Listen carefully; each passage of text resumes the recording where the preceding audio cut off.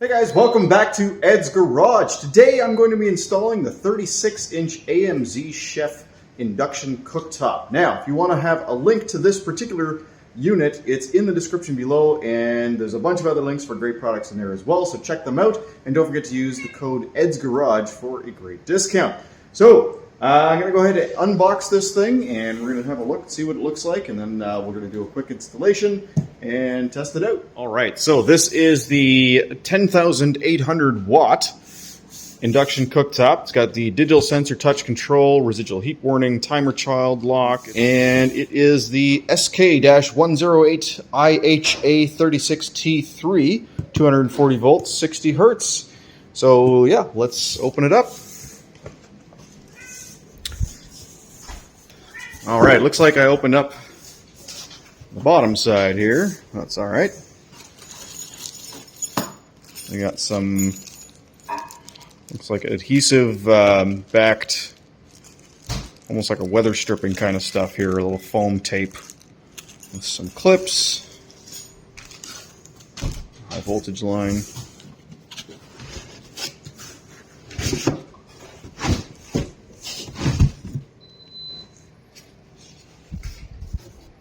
Extremely well packaged. This stuff is, it's like 2 inches thick, maybe more.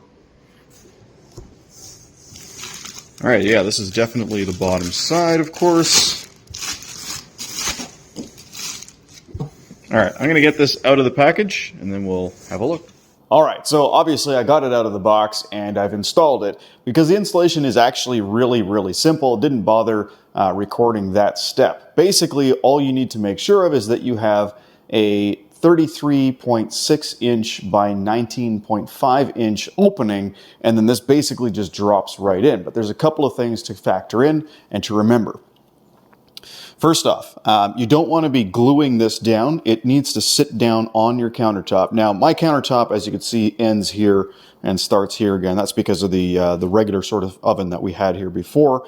So right now, I've just got some plywood in the back there. It's all going to be tiled, and this is going to be filled in with just something that can allow some passage of air, or I'm just going to paint it black or something like that. I haven't quite figured that out yet. So this essentially just kind of rests on top. Now there are 4 clips, 2 per side, that get screwed into the side of the cooktop that just kind of help keep it centered. But you can literally just grab this and lift it up. The other consideration is you need to have some venting in the front.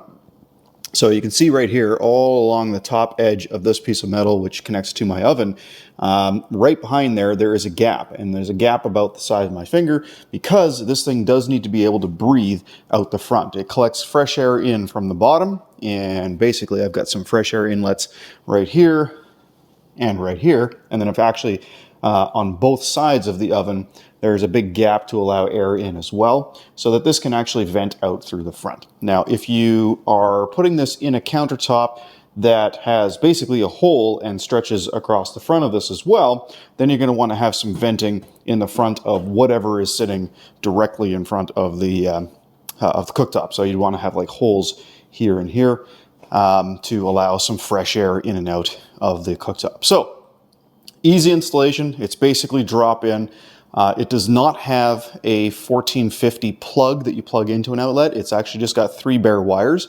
So you'll need to have an electrician either add a outlet 1450 plug onto those 3 wires or hardwire directly into your wall outlet. But now that it's installed, let's try some things out. Let me show you a couple cool things about it, and we'll go from there. Now this cooktop is ceramic glass, so it is very scratch resistant, but it's not completely scratch proof. So the one thing you want to remember is that anytime you have pans on here, you don't want to be sliding them around necessarily. Moving around a little bit's not necessarily an issue. And it does have these little lines on here which are going to help prevent scratches as well. But yeah, just try to avoid sliding things around on there, especially if you got for instance, a cast iron pan, which is a little bit rougher on the bottom. Last thing you want is to end up scratching this over time. But it is quite scratch resistant in its own right. Now, the cool thing with these is just how easy they are to clean. You can actually get a ceramic glass cooktop cleaner, which does a really good job polishing and whatnot. But just, as long as it's not dirty or has any cooked on stuff, it's pretty easy to just wipe these off. Now the burners in question, so we've got 4 burners on the outside and this nice big huge one in the middle, and they're actually different power levels. So you can see this one's a 2000 watt, but with a boost option goes to 2700 watt. This one is 2700 watt, but with a boost option goes to 3200 watt. This one is 2000 to 2700, so basically this one and this one are the same. This is a high powered one, and then this is actually a low power one. So if you're simmering stuff, you can see it's 1400 watts normal and then 1800 watts boost. The one in the middle here is the most powerful one. Obviously it's huge, so any big pans, maybe a wok or something like that, is great to sit right here. And that is 2700 to 3700 watt with boost functionality. To turn on the burners, these are your power buttons here. So we've got 5 power buttons, of course. So we press that button, you can see it has the 0, and then immediately just press the up or down buttons to get the burner to warm up. Now, if there's no pan on it, it won't warm up. That's the cool thing about these. So right there, you can see we have basically the error indicator indicating that there is no pan on there. What I think this is supposed to actually represent is putting a pot down on the burner. I thought that was kind of cute. Now, one of the coolest things with induction cooktops is just how quickly they heat up. So first thing we're going to test is a big old pot of water. We're going to stick that right on the most powerful burner here, and we're going to see just how long it takes to start boiling. All right, I got a 6 liter or 6 quart, it's about 5.7 liters, big old pot of water here. We're going to go ahead and turn this on. So we're going to do this, and we're going to see exactly how long it takes. So it is currently 11:45, and we're going to go ahead and turn this all the way up to maximum and boost mode. So basically hit the plus button until this starts flashing B, and that will put that burner into boost mode, the full 3700 watts of power. So let's see how long this takes. I'm going to start the timer here on the screen. Again, it is 11:45. I'm going to let this go, and then I'll do a quick time lapse, and we'll stop it when it starts boiling.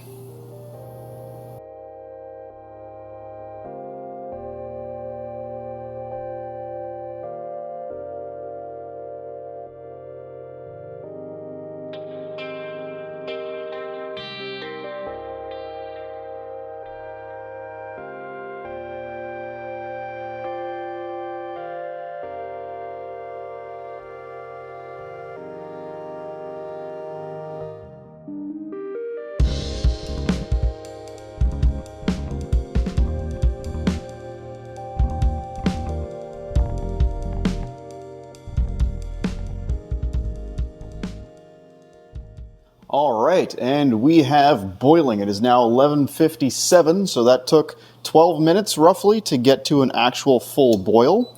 So I'm going to go ahead and turn this off now. And here's the cool thing.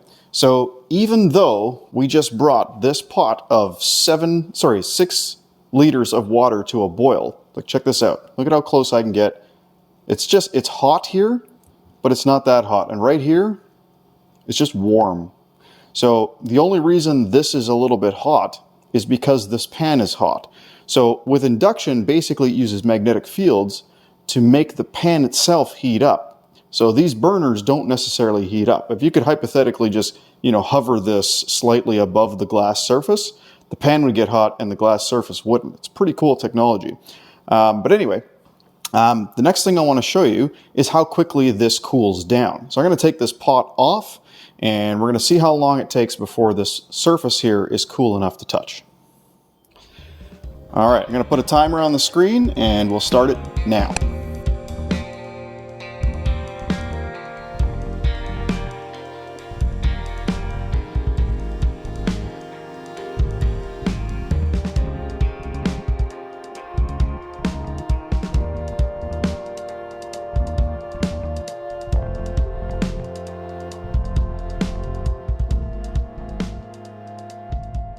Okay, so it's been about 14 minutes and I can put my hand on it.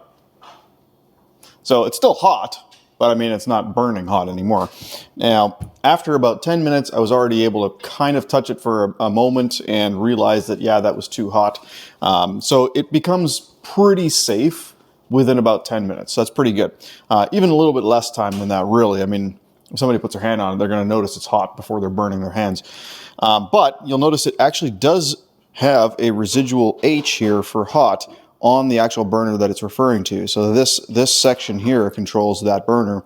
And then basically each one of these spots will have their own LED indicator as to whether or not it's hot. So that's pretty cool. And it also shows you here hot surface, and these little lights will also show the locations of those burners. So there's actually 5 little LED lights here that indicate a hot surface there as well. Now, I realized after doing this cool down test that these side burners will probably actually cool down a little bit faster because they're slightly textured, which means there is a tiny bit of space between the glass surface and the pot or pan. So these will probably cool down a bit faster. They're also lower power, so smaller pan, lower power, there's just less energy there heating up the area. So those will probably cool down a bit quicker.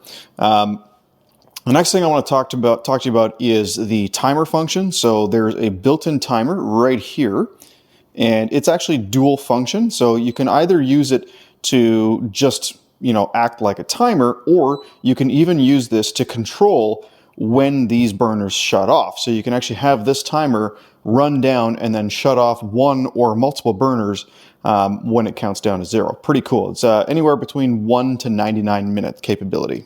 Now, getting back to safety for a moment, there is actually a child safety lock mechanism built into this. Now, for us, it's a cat safety lock because, our cats like to jump on the counter sometimes.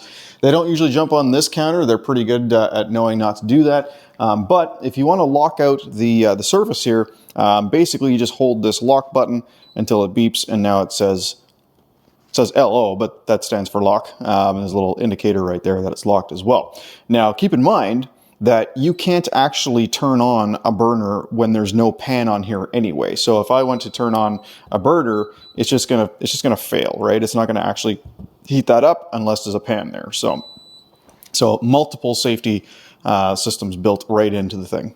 One of the nice things about an induction cooktop is that it can inadvertently be turned on and still be safe. Inadvertently turned on, what I mean by that is, recently, my sister actually had something on her cooktop, and somebody had bumped one of the controls in the front of the oven. And what was on the cooktop was not a pan or a pot, and it caught fire, and it actually caused a pretty big fire in her kitchen. Thanks to the smart actions of her children, putting it out with a fire extinguisher, there was no really insane amount of damage or anything. Her oven definitely needed to be replaced, and she had some smoke damage to the surrounding area. But aside from that, everything was fine. Now, something like that just simply can't happen on an induction cooktop because the only thing that can get hot is a pan or a pot, something that is capable of magnetic field induction. So it even has to be a ferrous material before it'll get hot, which is pretty cool. So they're fast, they're safe, they're easy to clean, they're very power efficient, and furthermore, this particular one, this one by AMZCHEF, is super inexpensive. I mean, we're talking for, around $400, which is like half of what the competition would charge for an absolutely beautiful induction cooktop. Okay, let's talk about some more of these cool features. All right, so I already talked about the boost function. So there's a quick way to get to the boost function. So instead of actually cranking this all the way up to 9 and then B for boost, you can just hold the button down and it switches to boost. But there's another really cool function, and if I hold the negative button down, it says U, and that's for basically keeping warm.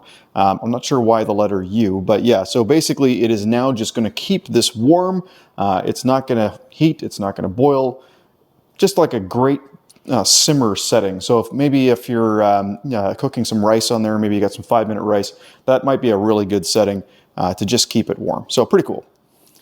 All right, the next pretty cool thing, I mentioned it earlier, is the barbecue capability. Again, they might have wanted to call it griddle capability. For that, you do need to purchase a griddle to put on here. Just keep in mind, it needs to have a completely flat bottom. You don't want to have something that has like 2 sides, a flat side and a grilled side or something like that. So if you do decide to get a griddle or a indoor barbecue style grill, you're going to want to make sure that the bottom is completely flat, and of course it still has to be a ferrous material. So just look for that when you're purchasing one. But the way to use that is pretty simple. So the first thing you do is you turn on, I believe, one or the other. So let's press that button there. We'll put it on level 3, for instance, and then we're going to hold barbecue.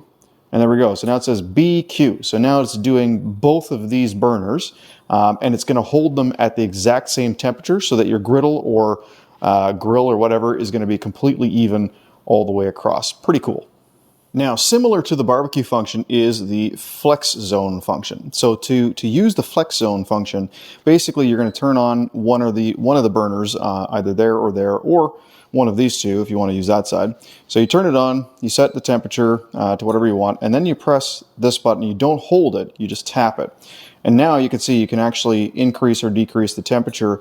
And what that's doing is it's actually just, again, same as the barbecue zone, it is heating up the whole thing. So if you have a weirdly shaped pan or pot, like a big oval one, or even a rectangular pot, maybe like a turkey pan or something like that. Not sure why you'd use that on a cooktop, but essentially it's using both zones together as one big single zone. Also works if you have a really big pot. So if you have 3 big pots, for instance, you can put one big pot here, one big pot here, and one big pot there. So it just gives you some customization and different abilities. So lastly, I want to point out just how easy it is to use these controls. I've got another induction cooktop. I've actually got 2 other induction cooktops, and one that I bought at a Canadian Tire. Of course, I'm in Canada. That particular one, unfortunately, the touch-sensitive buttons are really, really poor. You really have to kind of tap it in a certain way to make them work. These buttons are awesome. They're very, very responsive. As you can see, they will pick up, touches very, very easily, and you don't have to worry about, hitting in a certain way. You don't have to worry if your hands are a little bit dry or a little bit wet. They just work, and they work really, really well. So great touch controls. But that's where I'm going to leave this video off. Honestly, highly, highly recommend the AMZCHEF induction cooktops. They are awesome. They're fantastic value for what you're getting. Very, very powerful. And again, like I said, they're safe, they're easy to clean, and they're efficient. If you guys enjoyed this video, please don't forget to hit like and subscribe. If you want to get yourself one of these, don't forget to check out the link in the description below and use Ed's Garage for a discount. And yeah, hopefully you'll save a little bit of money on one of these or any of the other products on the AMZCHEF website. Again, thank you so much. Till next time, have a great day.